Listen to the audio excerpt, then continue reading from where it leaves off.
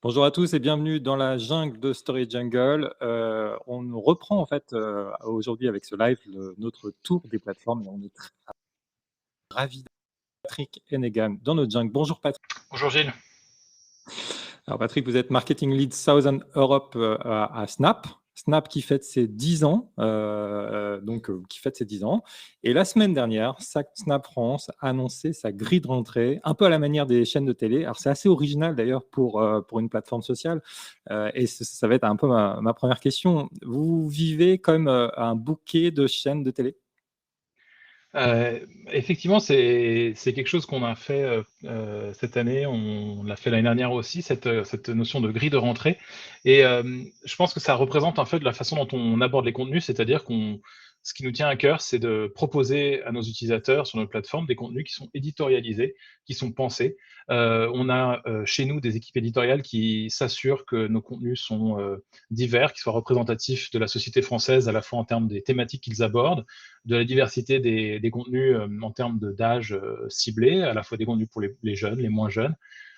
Et donc, ça représente un peu notre rapport au contenu. Et comme on a une espèce de logique de programmation, on s'était dit que c'était pertinent pour nous de se présenter comme une chaîne de télé ou de radio et de présenter notre grille parce que on a présenté nos grandes orientations pour la saison à venir sur les contenus qui vont arriver sur Snap.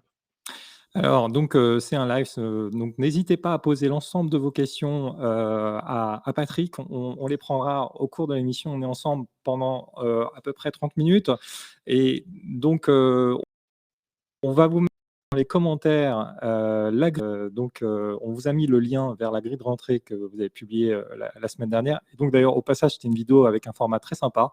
Merci. Bravo, félicitations, bon casting. On a trouvé ça sympa, nous, à Story Jungle.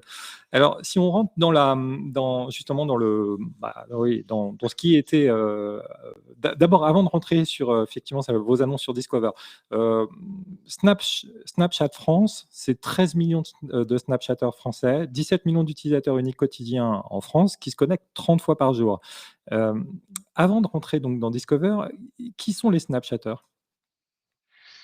Les Snapchatters, ce sont beaucoup de Français, puisque on est effectivement sur 17 millions de personnes qui se connectent chaque jour et 24 millions qui se connectent chaque mois.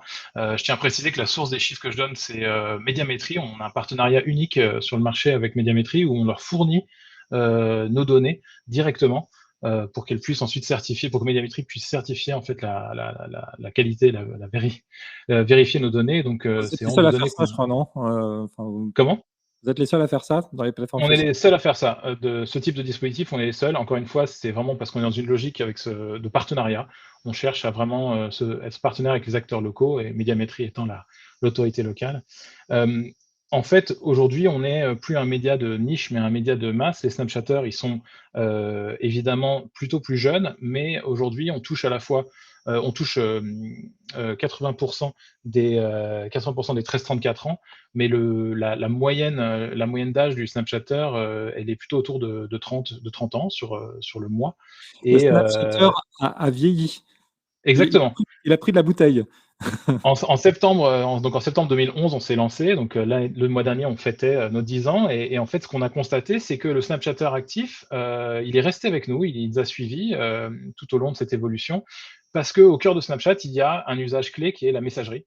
Et donc, le Snapchatter, c'est quelqu'un qui se sert de Snapchat avant tout comme une plateforme pour communiquer avec ses amis proches. Donc, communiquer avec des gens que je connais vraiment, communiquer avec des gens avec qui je communique tous les jours. Et on aime bien dire parfois que j'ai plus besoin de son 06, j'ai son Snap. Euh, mais donc, c'est vraiment un Ouais, média, une messagerie visuelle pour communiquer. Et donc, si vous avez un certain nombre d'amis avec lesquels vous communiquez tous les jours sur Snap, vous allez rester utiliser l'application. Et au-dessus de cet usage de communication, on a créé des usages supplémentaires, comme par exemple les programmes qui sont sur Discover, ou des jeux, ou les maps, par exemple. Mais donc, au cœur de Snapchat, il y a cette messagerie. Les Snapchatters, ils communiquent beaucoup et ils ont cette tendance à communiquer plus visuellement par la vidéo, par la photo, pour partager une info, pour poser une question, pour rester au contact de leurs amis. ben, on a l'impression que c'est quand même important pour vous d'expliquer au marché que votre audience a un peu vieilli. Je vois les portraits robots que vous faisiez de votre audience. 5 ans, Digital Mom, cadre, 39 ans. Bon, on a quand même Julie, 20 ans, Hit Girl, et Lucas, 18 ans, joueur de jeux vidéo. C'est vrai on avait plus l'idée d'une plateforme peuplée par beaucoup de Lucas et de Julie. Et vous mettez un point d'honneur, en tout cas à préciser que effectivement les audiences sont plus larges que ça, notamment sur Discover, j'imagine. Oui, et c'est parce qu'on a une application qui est au fond, assez secrète, assez privée, hein. C'est une application de partage d'informations, privées, enfin de partage de communication où, par définition, les contenus sont éphémères. Donc on est dans le respect vraiment de la privacy de l'utilisateur et c'est quelque chose qui est extrêmement important pour nous, extrêmement important dans le digital et c'est comme ça qu'on garde la confiance de nos utilisateurs. Mais qu'en fait, cet usage de communiquer avec ses amis proches, en s'envoyant des mots doux, en s'envoyant des photos rigolotes, il n'est pas réservé, bien sûr que les jeunes apprécieront parce que c'est une plateforme très créative où on s'amuse. Composer un snap, c'est quelque chose qui donne du plaisir parce que c'est un moment de créativité. Mais finalement, parler aux gens qu'on aime, c'est réservé. Il n'y a pas d'âge pour parler aux gens qu'on aime. Et ce qu'on veut voir, ce qu'on voit aussi, c'est que la plateforme a vieilli à la fois avec ses utilisateurs principaux, mais aussi, par exemple, Antoine, le cadre dynamique, il a peut-être des enfants ados avec qui il ne communique que par Snap. Donc il y a aussi une façon ils sont sur Snap sans forcément s'en rendre compte, mais mine de rien, ils s'en servent tous les jours parce qu'ils communiquent avec, leur, avec leurs enfants. Et rajouter des contenus dans Discover, notamment pour des publics un peu plus âgés, c'est aussi une façon de donner plus de valeur à Snap pour ces publics-là et d'aller, par exemple, proposer des contenus comme Business Insider, comme Paris Match, qui sont pas forcément, qui sont plus grand public que simplement destinés aux jeunes. Alors, on reviendra sur l'environnement concurrentiel parce qu'on parlait de Snap comme une des messageries importantes, effectivement, de vos audiences. Il y a aussi la messagerie d'Insta. Il y a pas mal de. Bien sûr, au niveau du feed, on a eu l'émergence de TikTok l'année dernière et qui s'amplifie.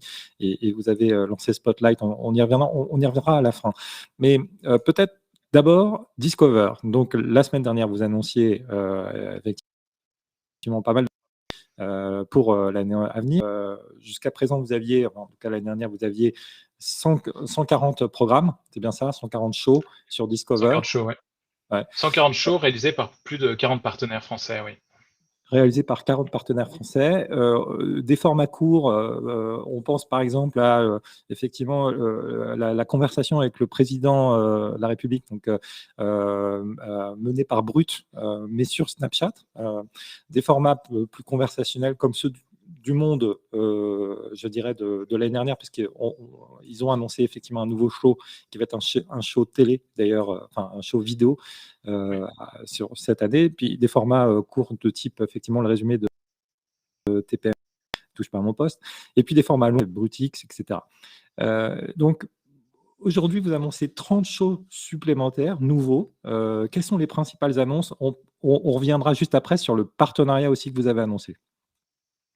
Alors les principales annonces, donc on collabore donc depuis, Discover fêtait aussi son anniversaire puisque septembre 2016, c'était le lancement de Discover en France et on est passé d'une quinzaine de partenaires à plus de 40 aujourd'hui, parmi lesquels on a, les grands groupes médias, français, du Prisma Presse, des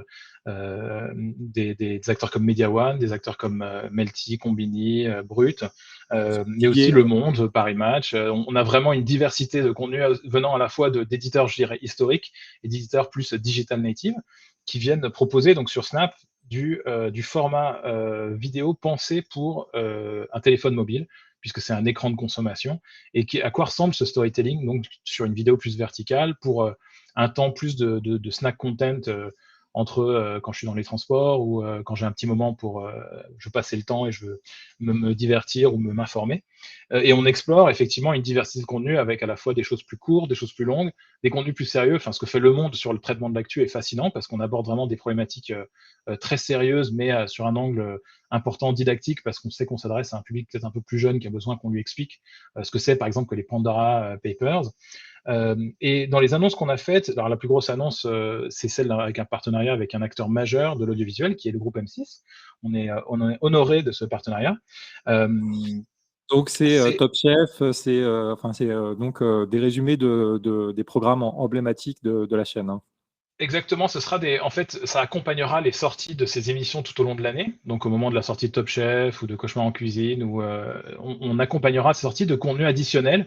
Je ne sais pas encore quelle sera la nature exacte du contenu, c'est-à-dire qu'on va explorer avec, M6 ce qui a de la valeur. Est-ce que c'est de faire un résumé de l'épisode? Est-ce que c'est peut-être de faire des éléments supplémentaires?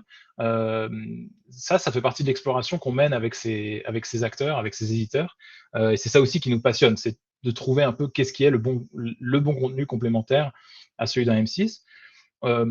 Donc ça, ce sera sur vraiment une notion de programmation, ce sera sur toute l'année.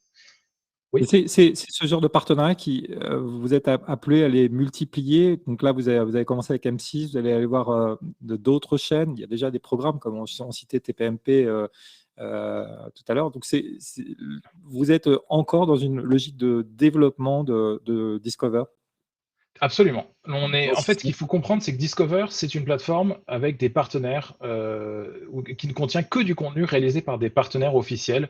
Donc je parle vraiment d'une relation avec des partenaires qui est contractualisée, qui suit des règles, une charte éditoriale, des engagements, de chaque côté. Et en fait, ça veut dire que les partenariats et les contenus dans Discover, ce sont que des contenus réalisés par des professionnels de la création de contenu, des journalistes, des éditeurs, des rédacteurs. Il n'y a pas de contenu UGC sur Discover, c'est vraiment une plateforme fermée. C'est une des grandes différences avec les autres plateformes digitales, c'est que nous, on a tout de suite imposé un contrôle éditorial, une plateforme fermée pour s'assurer qu'on ne retrouve pas, par exemple, de contenu offensant, de contenu dommageant, de contenu, par exemple, comme les fake news. On n'aura pas Russia Today ou Sputnik News sur Discover de sitôt. Et c'est vrai que c'est contre-intuitif par rapport à Internet. Sur Internet, on se dit c'est tout le monde peut venir mettre son contenu et tout vient se mélanger. C'est-à-dire l'UGC se mélange au contenu des amis, se mélange au contenu des créateurs et ça devient se mélange à la pub. Et nous, ce qu'on veut absolument faire, c'est éviter que tout ça se produise en Et maintenant un contrôle strict sur qui a accès à la plateforme Discover. il y a une logique de brand safety aussi derrière ça, parce que donc Discover est Absolument. un espace que vous monétisez auprès de vos annonceurs, et un des points sur lesquels vous insistez, c'est la qualité des contenus et effectivement de l'environnement dans lequel ils vont être amenés à publier leur publicité.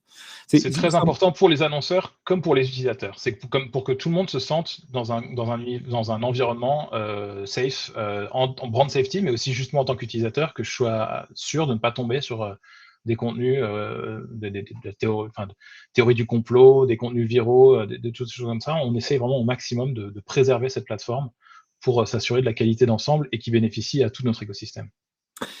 Donc, on a parlé de M6, donc Mario Premier Regard, Top Chef, Cauchemar en cuisine. Hugo Travers, qui vient avec Hugo Décrypte, Paris Match avec Peak Stories, Tout à déterminer fait. un show lié en fait, sur la thématique de l'inclusion.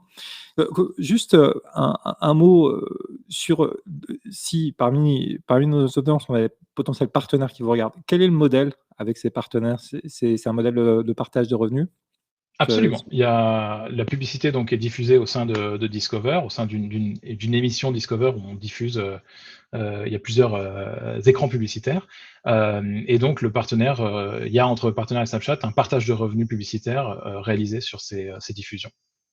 D'accord. Alors, j'en profite pour dire bonjour Carole, bonjour Ève, bonjour Alexandra. N'hésitez pas à poser vos questions si vous avez des questions pour Patrick. Et je voudrais qu'on parle non pas de l'annonce des annonces de la semaine dernière, mais aussi de vos annonces de mai dernier. Là, ça va beaucoup intéresser les annonceurs qui regardent en fait ce live.